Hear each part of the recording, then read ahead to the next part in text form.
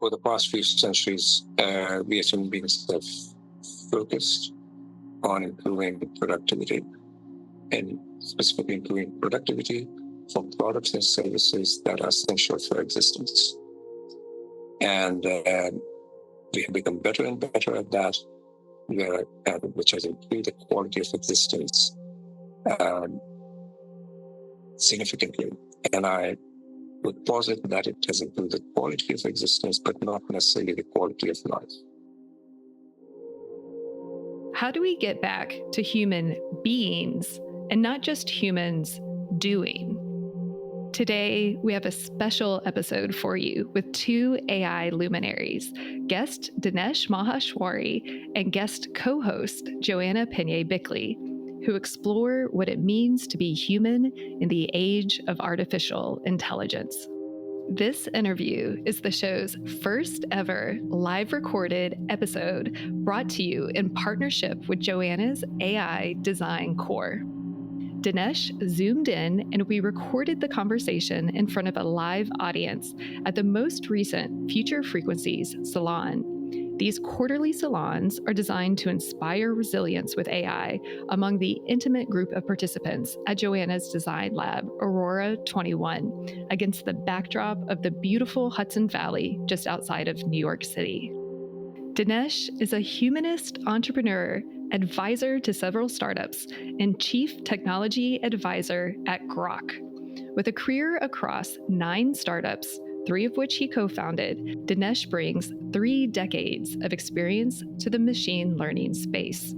He was part of the revolution in multi-threaded, multiprocessor HPC systems in the mid-'80s, was at the forefront of the EDA software revolution from the late 80s to mid-90s, and was part of the revolution in optical communications and networking from the late 90s to early 2000s. He has also served on the board of advisors of several startups and board of directors of industry organizations, and has been awarded 58 U.S. patents with 23 additional patents pending.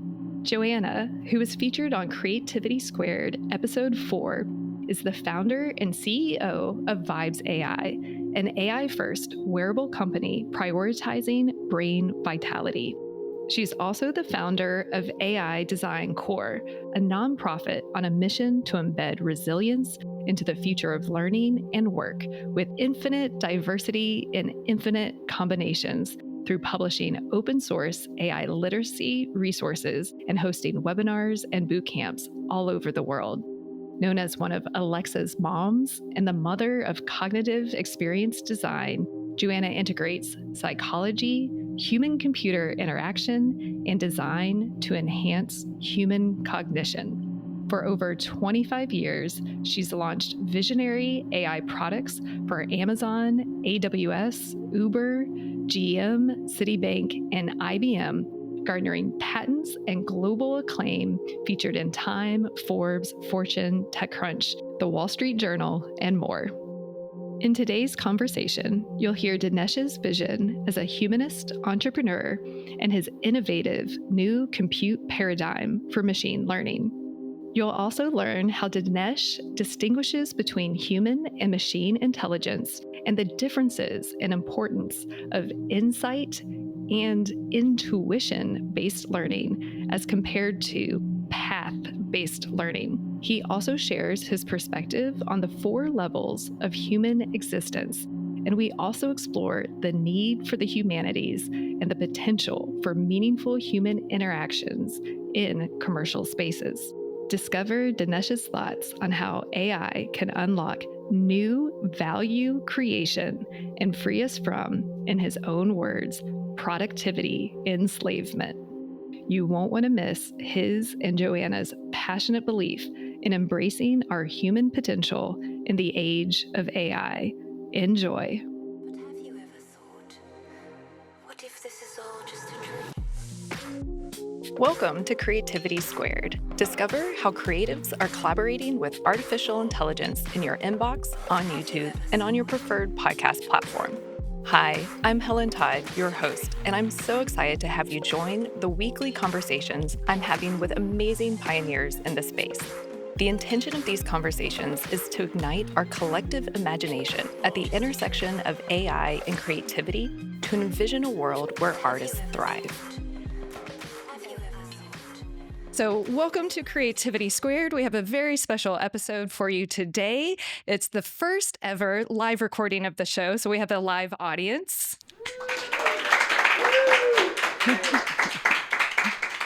I have the first ever co-host, Joanna Peña-Bickley.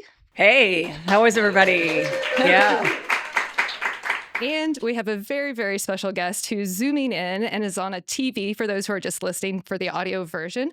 And it is Dinesh Maheshwari. So we are in the beautiful Hudson Valley at Joanna Peña-Bickley's Aurora 21 lab for the Future Frequency Salon. And Joanna, I thought I'd let you introduce where we are today and why it's so special. Absolutely. Well, thank you, first of all, for actually inviting me to be your co-host and doing this remarkable session. You know, we established Future Frequencies was actually to tune in to the future of artificial intelligence. You know, as the CEO of an AI company and as the mother of cognitive experience design, what I realized was I had spent all of my time in very small rooms, dark rooms in front of a computer screen.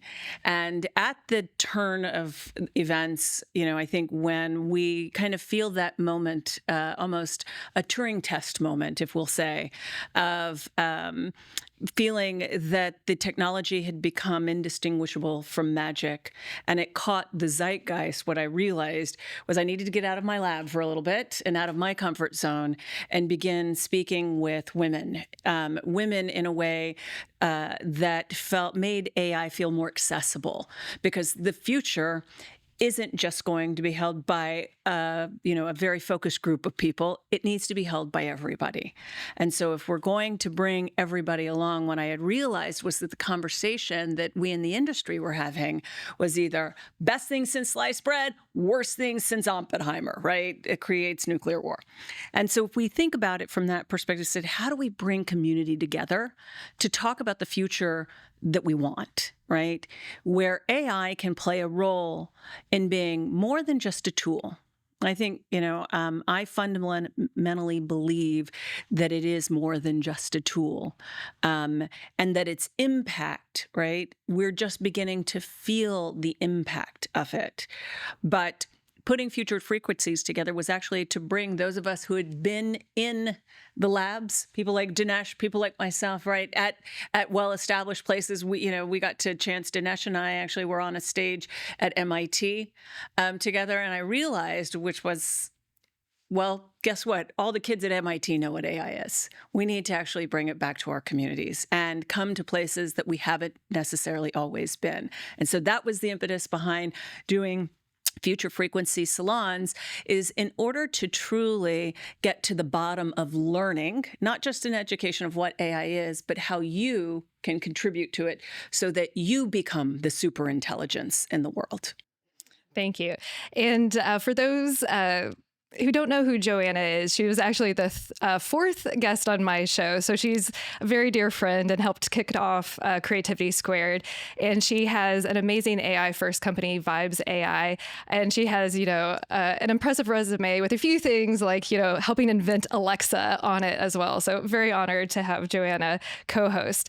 Okay. And Dinesh, who's with us today, is a very special guest too, that we're super honored to have. He's a humanist entrepreneur, advisor to several startups, and chief technology advisor to Groq. So Dinesh, I'd like for you to kick off and introduce yourself, what you do, and a little bit about your origin story.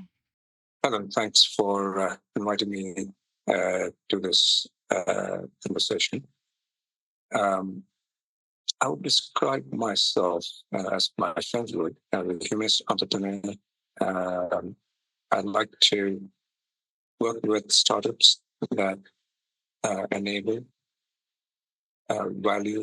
societal value for commercially viable solutions that can be deployed at large scope and at large scale, so that it doesn't leave any human behind.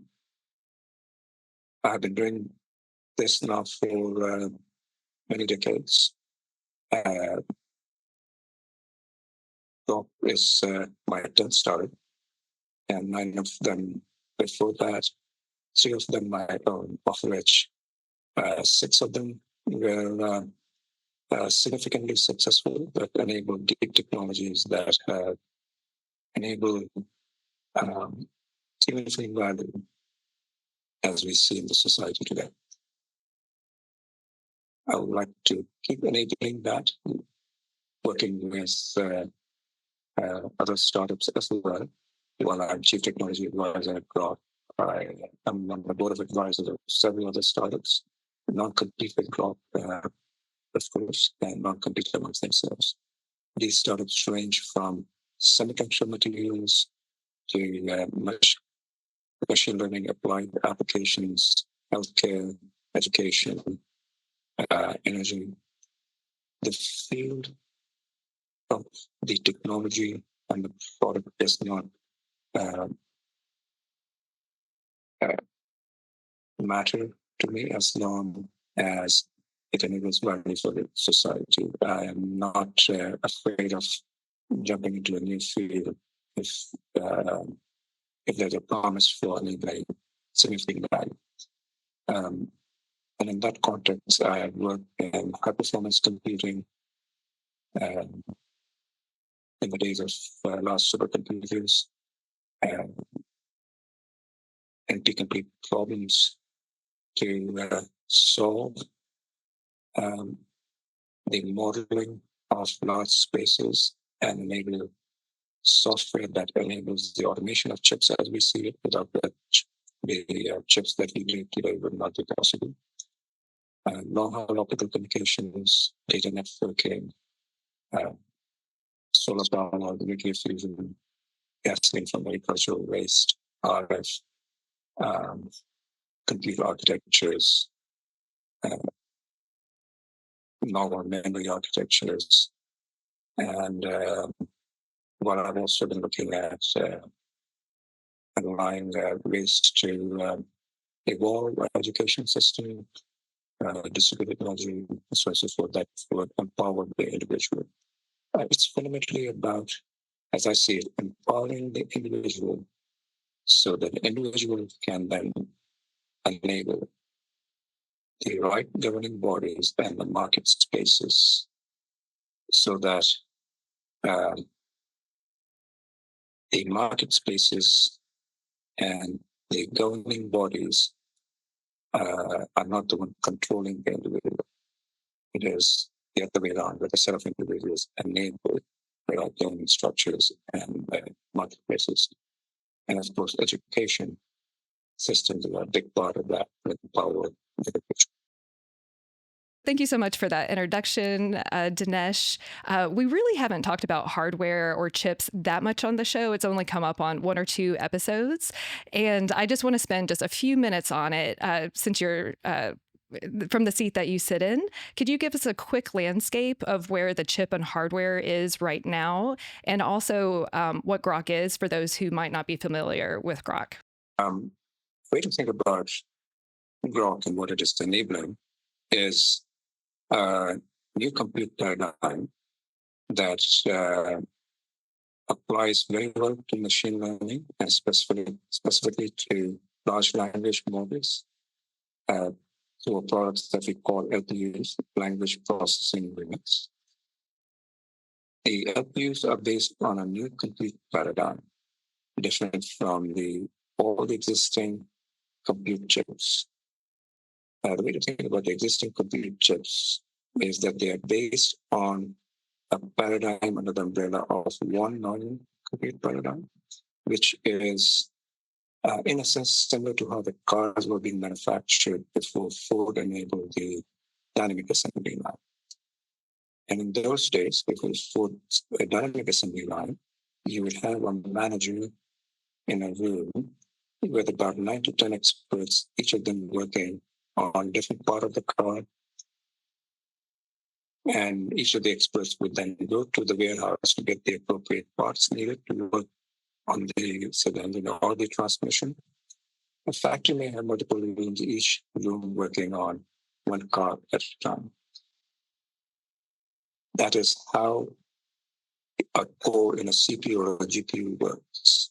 We have a centralized instruction queue that instructs the functional units, the experts in the car manufacturing, that with a centralized register file where the local data is fetched from.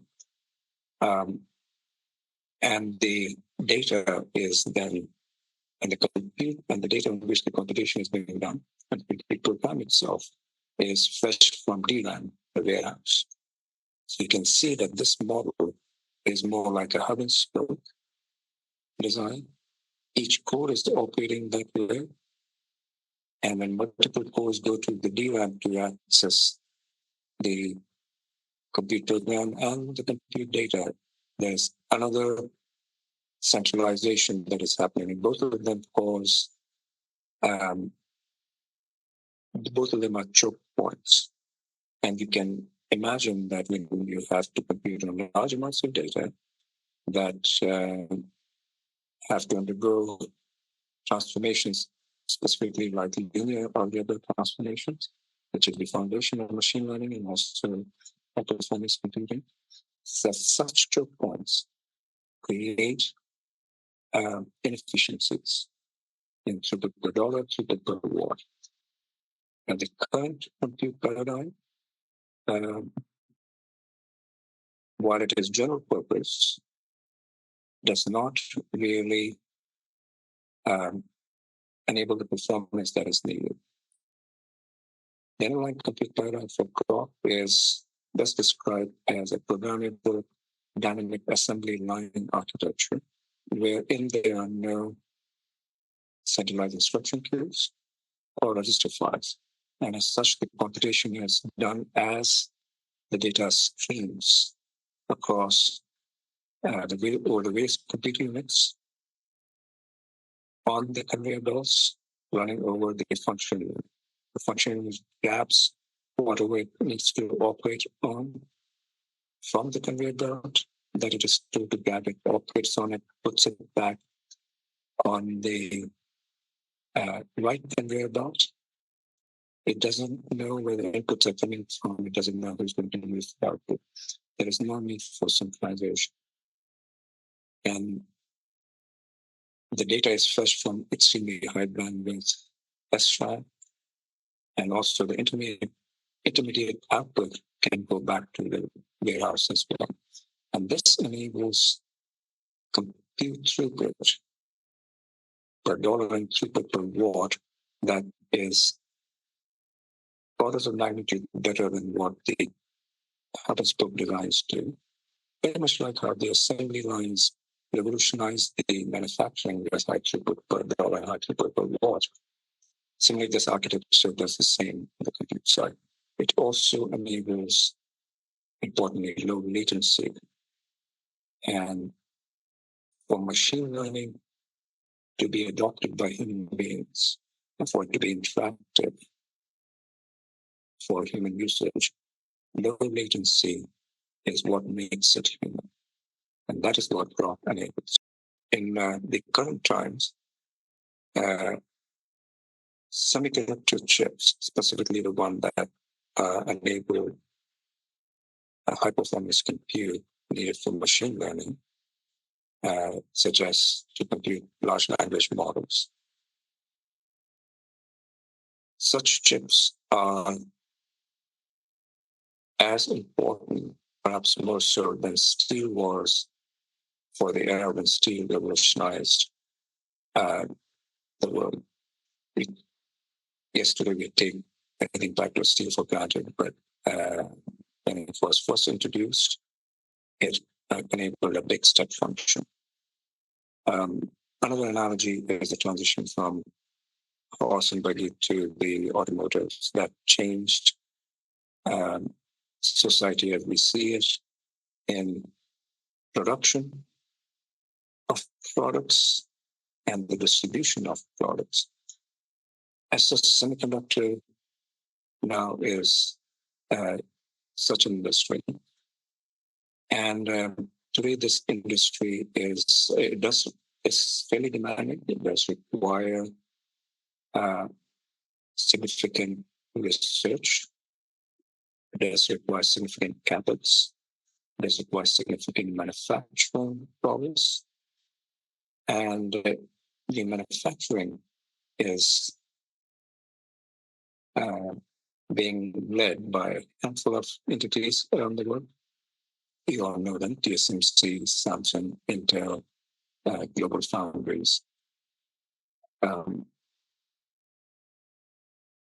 The design of such chips also requires significant talent that is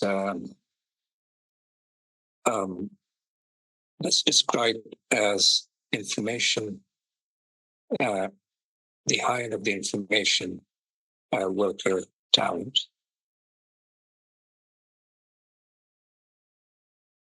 Above the design layer, the current chips require significant thought in how they are architected and how they are thought through to solve the difficult problems that need to be addressed. And that is in the space that's described mathematically and best confirmed mathematically to be quite complete and relevant to what needs to be done. That space itself is at a level that, practice at a level that is in the top 3 percentiles of what needs to be done. This should reflect that the chip industry, the semiconductor industry, as it is running machine learning semiconductors, requires us the talent pool, access to talent pool, not just capex. That is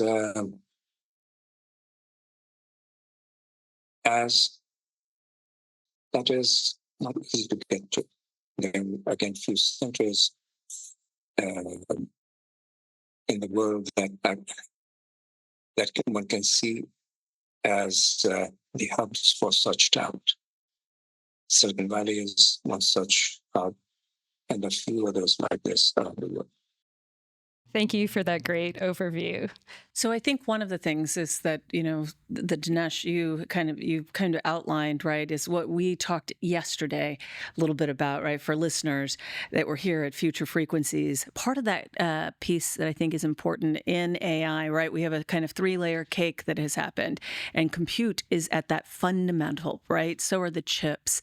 And I actually think so much of what Dinesh is talking about with regards to inference, and Dinesh, I think the question that I'll have for you in a second as we move through the 3 layers of the cake, we'll come back to. But, that inference is actually what's going to help things like foundational models actually become stronger and quicker. But I think that there's actually something even more fundamental to it than the top of the layer cake is the application layer. So if we're thinking about it in the standpoint of a tool that we all use today, which is ChatGPT, we're using the application layer. It calls, right, the foundational layer and has to have significant compute to infer, right? The reason that it is so easy to use these days, right, is that we don't ask machines direct questions. We often, the machine has to infer to understand what it is that you said, and then to bring back what feels like a human response. And one of the questions that I have for you, Dinesh, is in the world of inference, can you give us, because, I will say that most of our listeners, that's a deep concept that I've often had to explain to people. But I would love to get your explanation in really diving deep into not just what is inference, but why is inference important in the compute layer, and what is its impact through each layer of that layer cake? Great question, Joanna. While the emphasis over the past decade and a half has been on training and coming up with the models that have culminated in the large language models Once the models have been trained, the use of the model for the purpose of answering queries for the purpose of doing a specific task is what we call inference. This is akin to a human being going through the 12 years of schooling, perhaps an undergrad degree, perhaps about a master's degree after that, and a specialization in the form of PhD. And one can call all of that training, where the human being has learned specific things that can be then commercially deployed as in the services that they provide. The human being then, in line of deploying these services, operates on problems to come up with the right solutions, the right way using their training. And that one can call as inference. The human being is looking at the problem, going by the training, coming up with the right solution, and inferring as to what the right solution would be. Training and inference for machine learning is very much like that as well. Now, as you can see, the human being gets trained once, but over the lifetime, they deploy the services a lot more often and for, on average, a longer period of time than the time that they were trained for. For machine learning models, that ratio is even larger. The compute requirement for training is dwarfed by many orders of magnitude by the compute requirement that would be for inference, because once the model has been trained, the volume of inference on such model is significantly large. Inference as such is the more impactful problem to solve. Inference as such is also more constrained, where the inference has to be done at the lowest cost possible, at the lowest power possible, and at the lowest latency in many such interactions. Inference is not only it requires a larger amount of compute, it is a more difficult problem to solve. That is what going forward we are going to see the emphasis on. And one more important aspect, while there is a distinct delineation today between training and inference,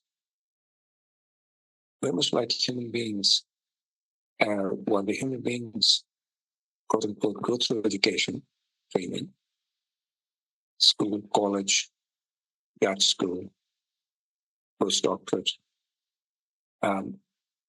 as they deploy the services in the world of inference, it's not as if they stop learning. Every wrong inference is an opportunity for learning more. Similarly, going forward, we will see continuous training or real-time training and tuning that would happen as the inference is done as well.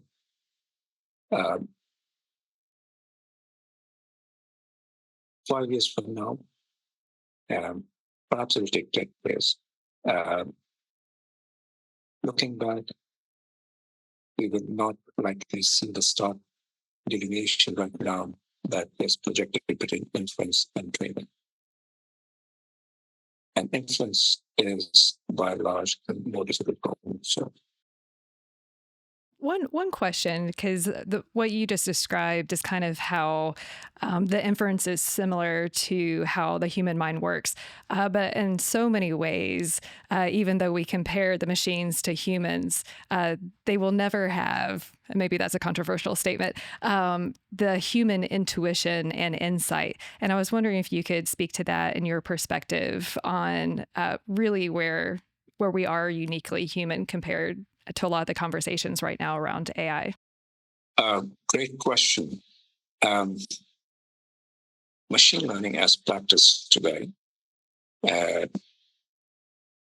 does bring forth arguments for, quote unquote, artificial intelligence, artificial general intelligence, and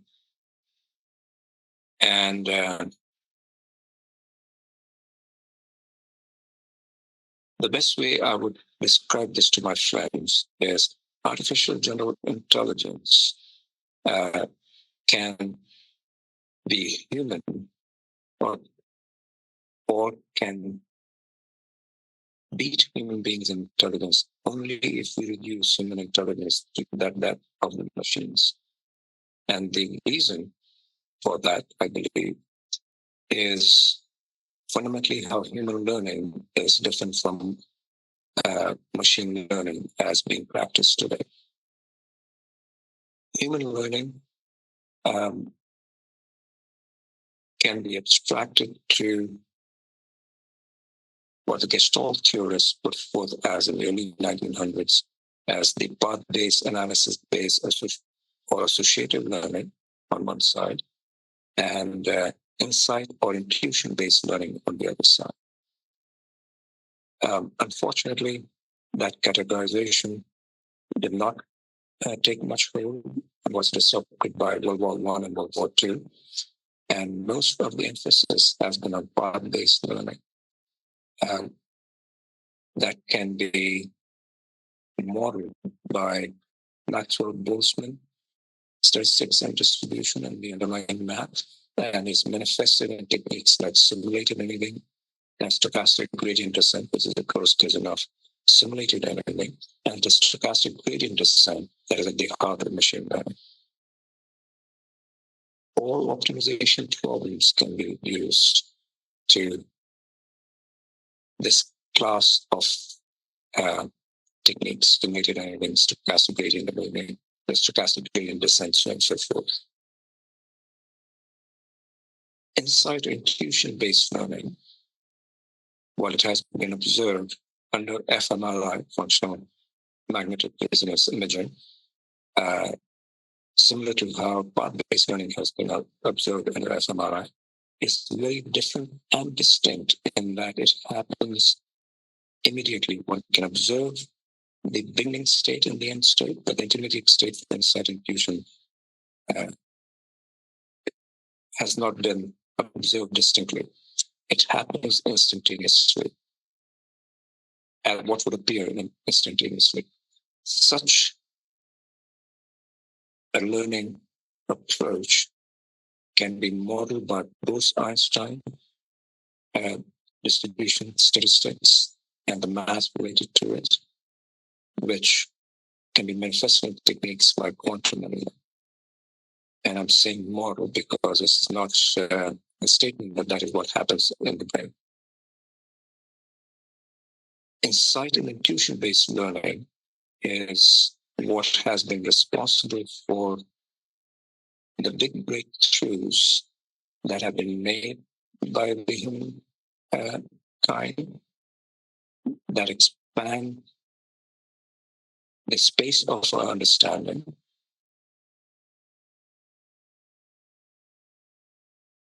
In this category, one can think of the breakthroughs that were made by individuals like Archimedes, Darwin, Einstein, Leonardo, where they enabled new dimensional spaces where one could envision new problem surfaces for the Gibbs manifolds and solution manifolds that could be stated and something as simple as E equals MC squared. So how does this particular equation, which affects a wireable surface or manifold, has only 3 variables, but other ones have more variables. But insights usually result into such breakthroughs that are very simple by nature. Simplicity to me is not the number of variables involved, but the exceptions in describing the problem or the solution. The more the exceptions, the more complex it is. Insight and intuition-based learning has resulted into enabling new understanding of the kind in Einstein enabled with special relativity and so forth, but Darwin enabled with his theory of evolution. That is what pushes the understanding of human, or the human understanding of the world around us from the little we know. By physics, we know that we only know 5% of what there is to know. The rest is dark energy, dark matter, or else what we know has an error bar of 2000%. It is the insight and intuition-based learning that pushes the boundary of what we know and enables us to understand what's still in the unknown. Machines today, all the techniques today being deployed, fall under the category of part-based learning, and as such cannot do what is required for insight and intuition that would require something similar to quantum anywhere that can be done over a very large number of variables. As such, I do not see the kind of machine learning approaches coming close to what human beings are capable of doing. Even though we have emphasized on path-based learning for the past few centuries explicitly, we have the potential to exercise insight and intuition that cannot be replicated by machine. That is something that makes us human, that uniquely human. And that is something we can and will have the time to own, evolve, and practice as we use the machines to do the part-based tasks that currently has required human beings to do in the name of productivity improvement, and as such, using human beings to take productivity slaves. It is this unique capability of human beings of insight and intuition side is what I believe enables the quality of living. It is what makes us human. And machine learning will enable us to finally start being human again, maybe because use machine learning for SQs to enable more time for us to be human again. Oh, one person in our live audience today is, I'm going to do a shout out to Lori Mazer, who is also at the MIT AI Summit in the audience with me while you and Joanna were on stage. She's also has been a guest on Creativity Squared. And I know before in one of our earlier conversations, I shared that she thinks that machines can be as creative as humans. And it's just an advanced math problem. And Dinesh actually said that he wants to have a conversation with Lori. So that's for another show. But I know, Joanna, you had a question specifically for Dinesh as a humanist and what it means to be human in this age of AI. So I'll let you. ask that question. Well, one of the things that I admire the most about Dinesh's work is that he is a humanist. And for those of us in the field of engineering, we sometimes forget about the humans. And so to be a human-centered engineer and to be someone who is truly takes from the humanist part, I think so often when we think about these three layers of the world that we live in, and we think about the artificial general intelligence, and of course then there's super intelligence, which most of our audience, that are listening today, if you don't know maybe the progression of where we are today, narrow AI, much of us are working from narrow AI into general, right, artificial intelligence, from there into super intelligence.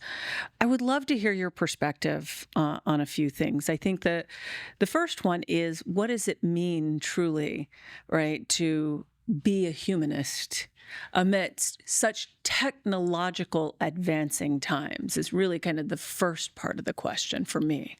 Joanna, again, a great question.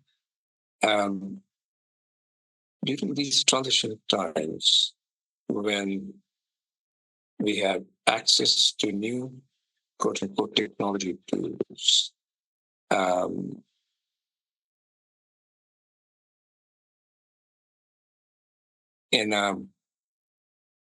within the commercial paradigm that is largely practiced around the world, that we call capitalism, which is the best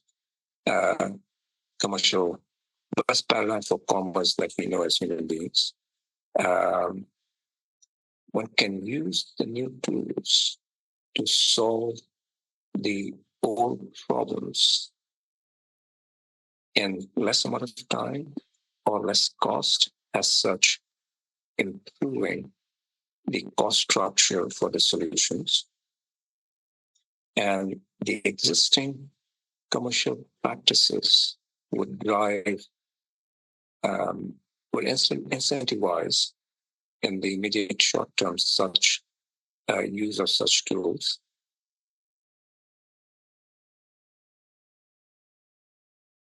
This usage, however, only does not solve any new problems that enable value for human learning, for humans, living. It improves the cost structure that, at best, makes the product more accessible to every individual, but likely improves the profit margins for the entities that are offering such products. Being humanist during such a transition is about also looking at what the new tools can be used to solve problems that have been plaguing the human society for some time, that have not been solved, that would enable new value, that would uplift human beings across the globe, and as such, enable better quality of life for everyone.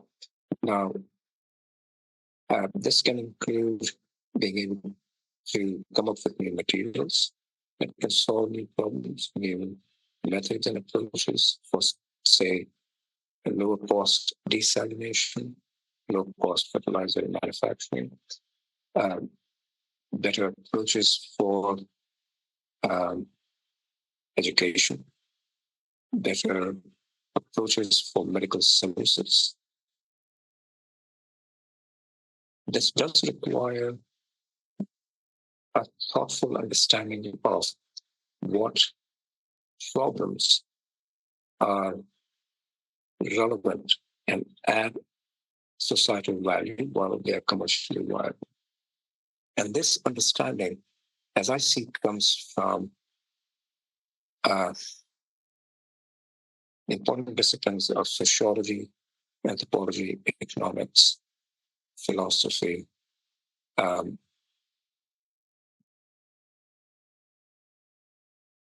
wherein one can see how certain problems when solved would enable societal value while being commercially viable. And such a problem can then be specified in the language of math, physics, and biology, chemistry included. Solutions again described in the language of math, physics, biology, chemistry included. And it is after the problem and solutions have been thus stated, can then one engineer it to enable it as a product or a service. This is a way of thinking, being a humanist entrepreneur, a humanist technologist. Therefore, it is a way of thinking of what enables societal value, is commercially viable, how it should be approached to manifest it in a tangible fashion, while it is still not just commercially viable, but it is commercially competitive as an initiative. It does require more than a blind pursuit of engineering towards solving the existing problems that have been solved, but just solving them for lower cost and lower time. This does require the education institutions to look at enabling understanding of solving such problems in a humanist way as I described. Well, and you've mentioned before that there's a difference between human doing and human beings, and that we need to get back to the human being. And there's actually like 4 different levels of abstraction that we operate in. And I was wondering if you could speak to that for our live audience and our viewers and listeners as well. A great topic again, Helen. Something that something that is important for me to, I find important for me to talk about. I abstract human interaction and ways of existence and living into 4 levels. The base layer being sensory, where one is reacting to the sensory input and commanding to the sensory input without regard to anything else. The layer above that, I call it the existential layer, where one takes into account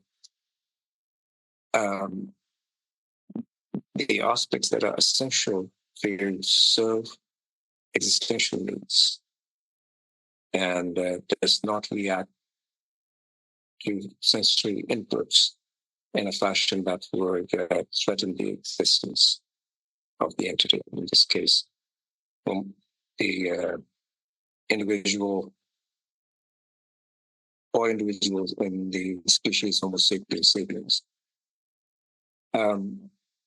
The layer above that, I see as what is enabling the current societies where the human being engages in interactions and commerce with living individuals,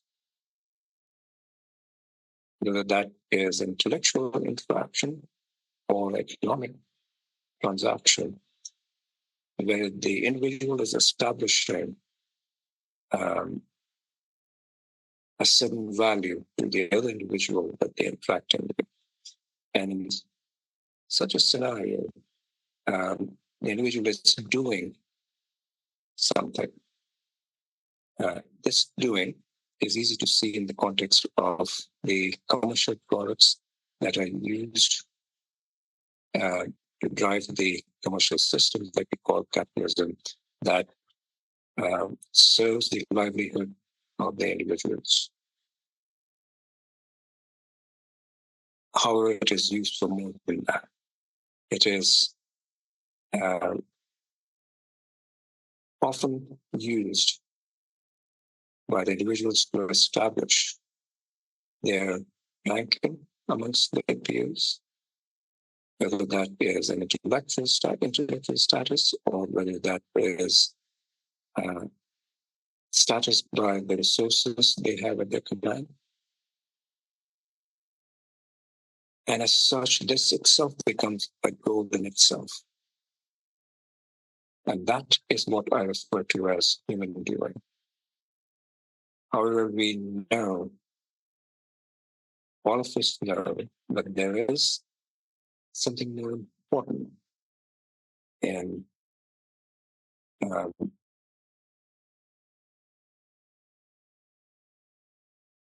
interaction with other human beings, in our interaction with ourselves, where it is about being able to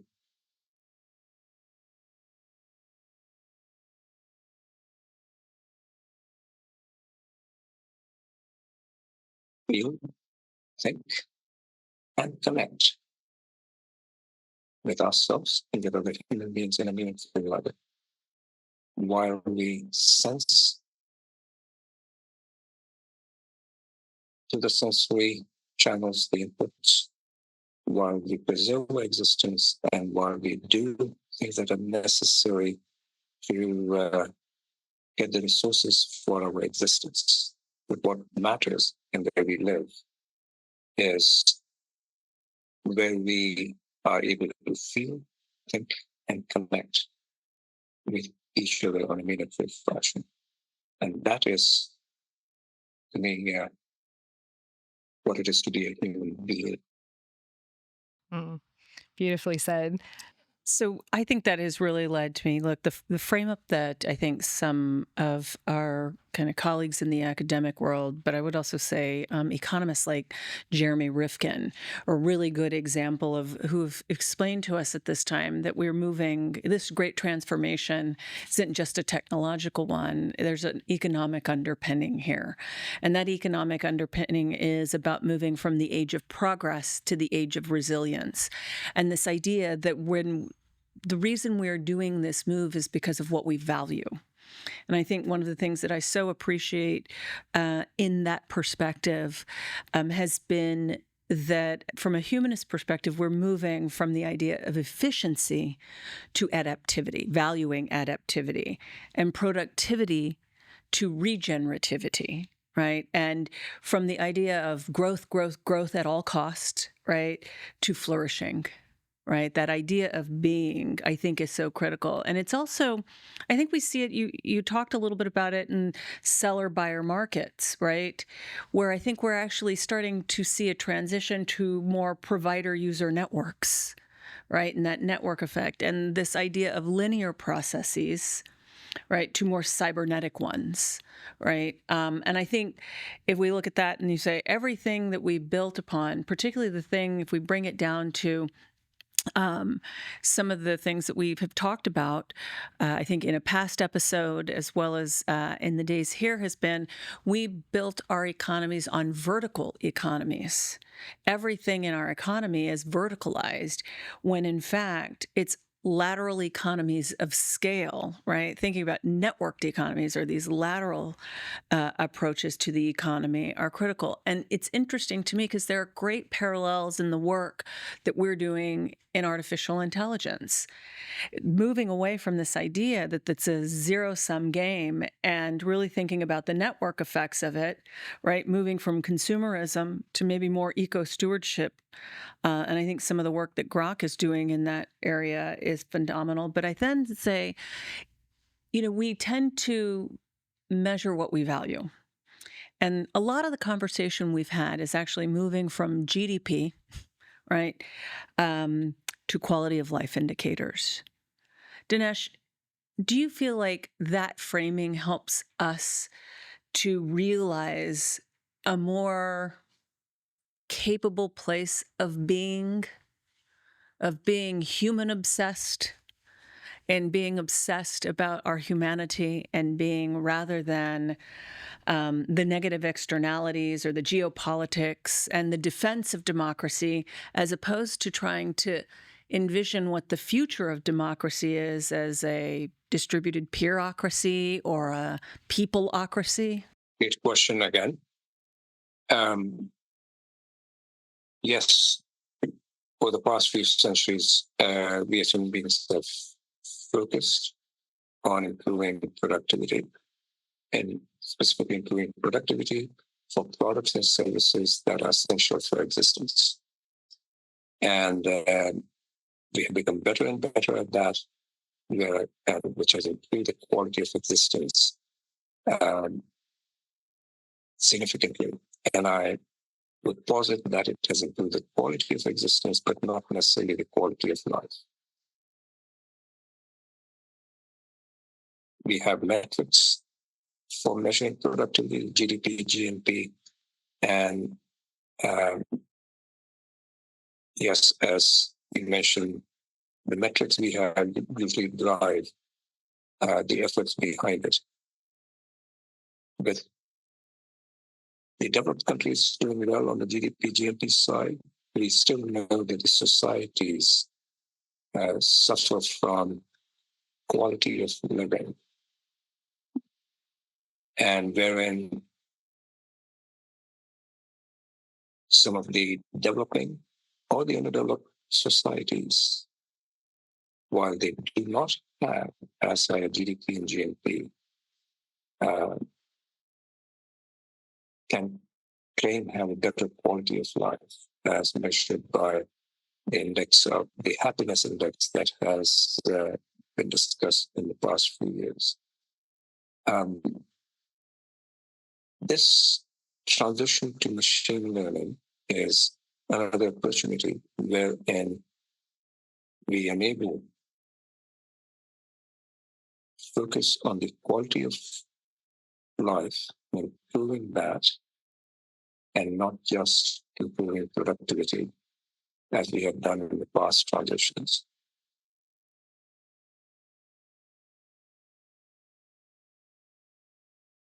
This is also an opportunity to improve the access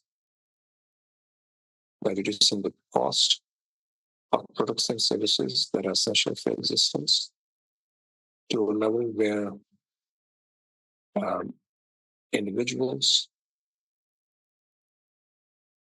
will not have to spend as much time on ensuring their existence alone, and as such will have time to do the living rather than the doing to enable their existence.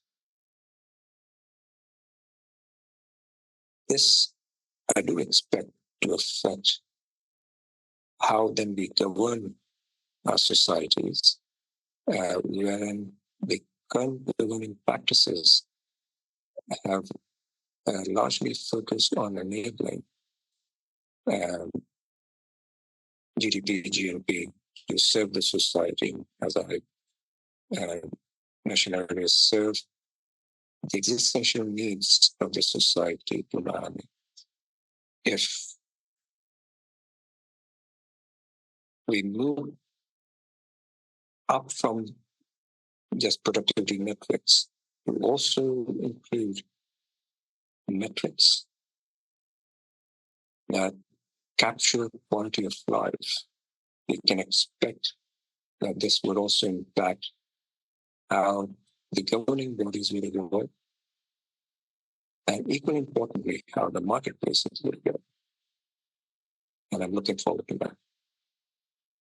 I want to jump in and I guess drill a little bit more into value creation and productivity, because I know economists of the past had predictions for our future that we're living in now, that one of the biggest problems that we would have is all this leisure time, because, with the Industrial Revolution, it will free us from all this time. And our biggest problem will be, how do we spend this time?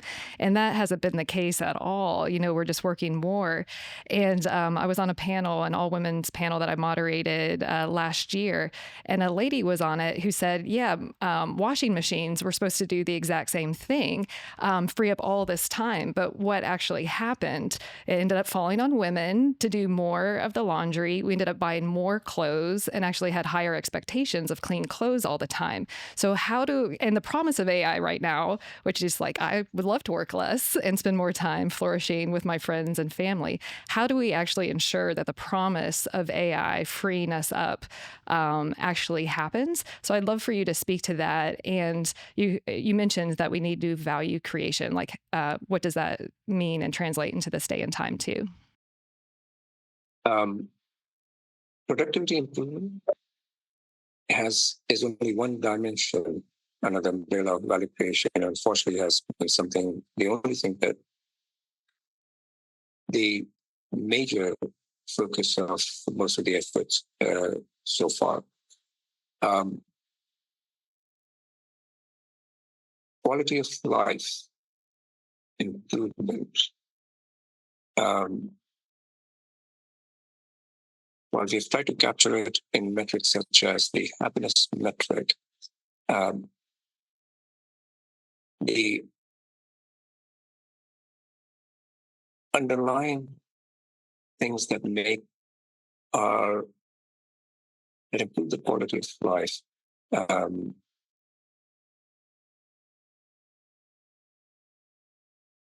have not been explicitly stated.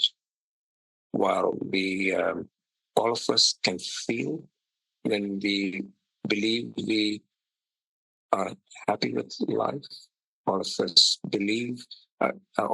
can feel when we are content with how we are living. That is not something that is currently captured well.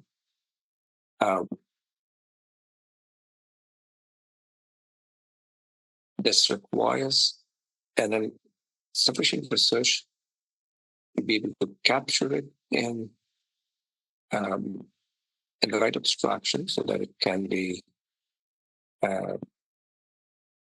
brought to the awareness that can then drive the marketplace and the governance and the education system.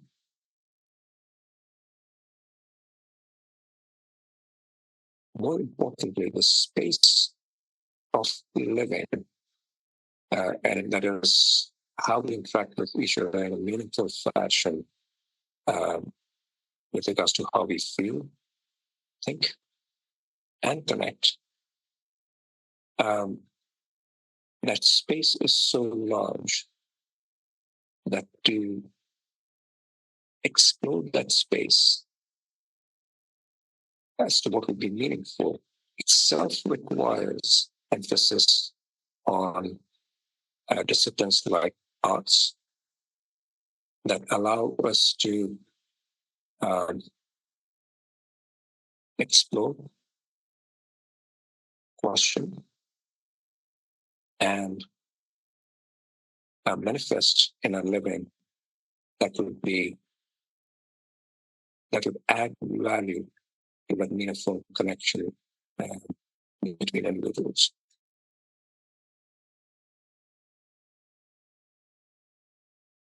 This recognition on the importance of arts, the recognition of the various disciplines under the umbrella of liberal arts, the emphasis on education, wherein every individual is exposed to what we call liberal arts, I believe is required going forward for us human beings to not fall in the trap that unfortunately we have been in the past few centuries of optimizing only on one dimension, that is of productivity, or largely in one dimension, that is of productivity, that has improved our quality of existence, but not necessarily quality of life. You're right. Well, and it questions what our values are, right? It really puts into light to examine what we truly value. Value creation, if comes down to the individual, begs the question, what do we value? And we've been like, you kind of mentioned on this productivity loop, it's almost like a hyper normalization where we all kind of intuitively feel that our new normal of being stressed all the time isn't actually normal. And it questions, what does it mean to be human? And to what Joanna said, what does it, what do we value? So yeah, I'd love for you to weigh in on that too. Yes, it is. What we value is what determines how we focus our efforts. Very similar to what we are talking about, the metrics that we put together is what we enable.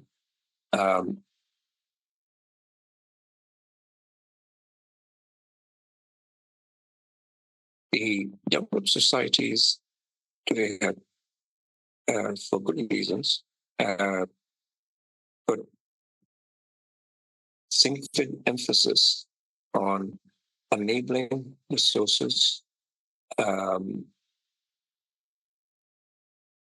to serve individuals in the society. And as I mentioned earlier, they serve primarily the existential needs in the society. Most of the commerce happens at the level of serving such needs.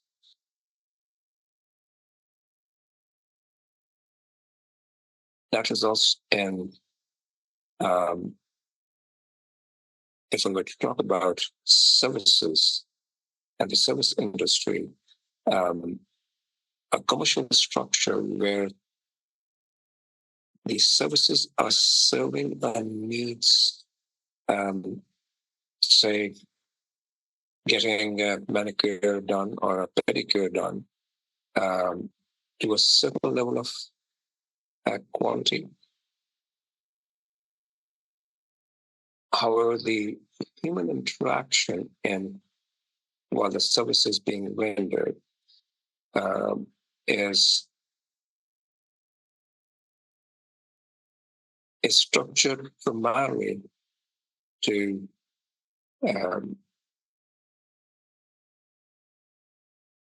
make sure that there is nothing in the interaction that detracts from the actual, from the pedicure and manicure itself.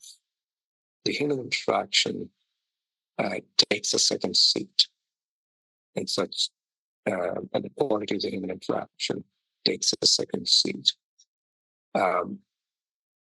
This can be extended to most interaction in the commercial environment, and it is not difficult to see that such interactions are highly regimented.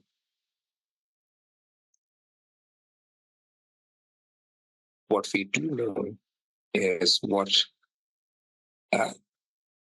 how we feel about that human connection and the right human connection that when we get, what it does to our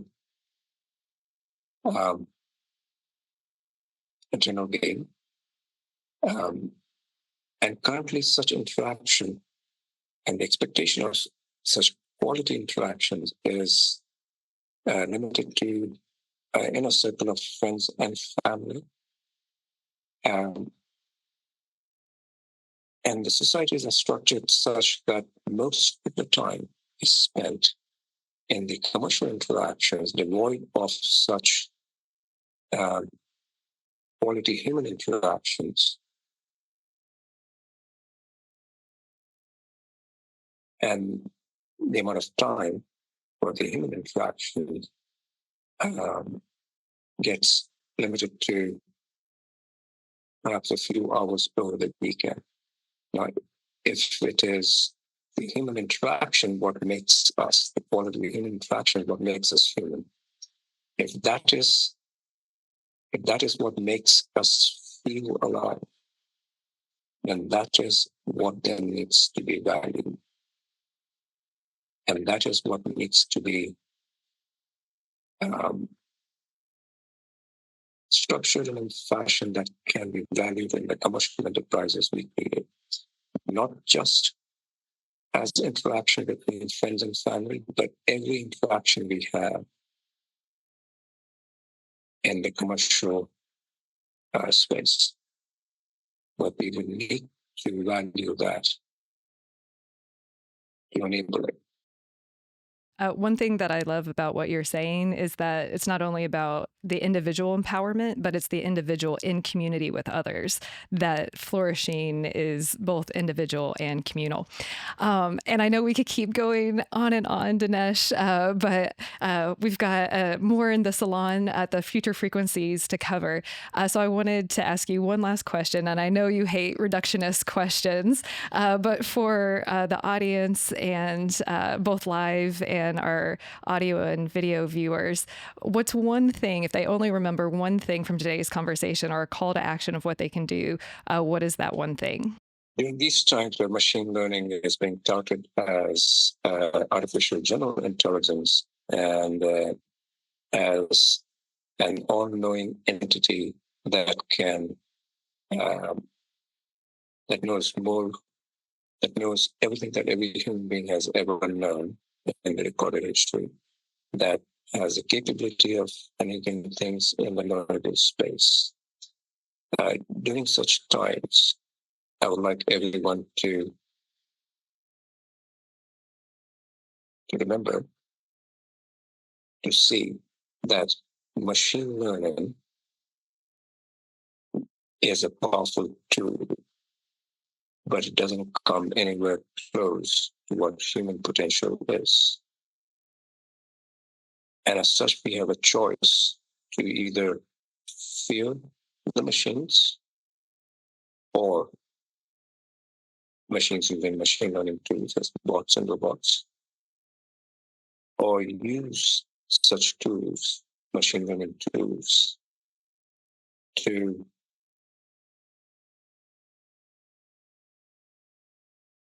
improve how we do things so that it delivers us from the collectively enslavement that most of the society have been for some time, and allows us to be human beings again.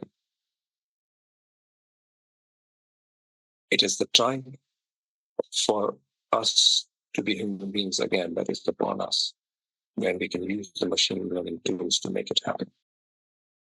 That is such a good note to end the show on. Thank you so much for sharing your time and insight, and Joanna for being such an amazing co-host.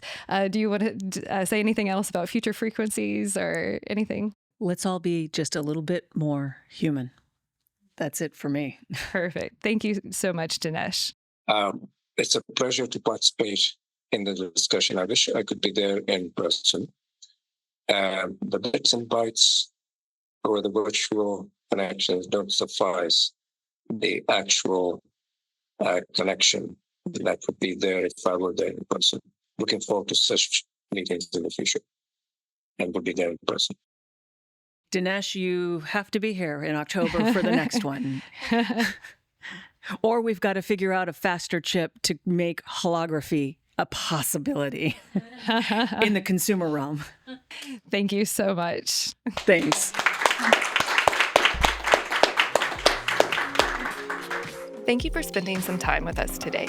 We're just getting started and would love your support. Subscribe to Creativity Squared on your preferred podcast platform and leave a review. It really helps. And I'd love to hear your feedback. What topics are you thinking about and want to dive into more? I invite you to visit creativitysquared.com to let me know. And while you're there, be sure to sign up for our free weekly newsletter so you can easily stay on top of all the latest news at the intersection of AI and creativity. Because it's so important to support artists, 10% of all revenue Creativity Squared generates will go to ArtsWave, a nationally recognized nonprofit that supports over 100 arts organizations. Become a premium newsletter subscriber or leave a tip on the website to support this project and ArtsWave. And premium newsletter subscribers will receive NFTs of episode cover art and more extras to say thank you for helping bring my dream to life. And a big thank you to everyone who's offered their time, energy, and encouragement and support so far. I really appreciate it from the bottom of my heart. This show is produced and made possible by the team at Play Audio Agency. Until next week, keep creating.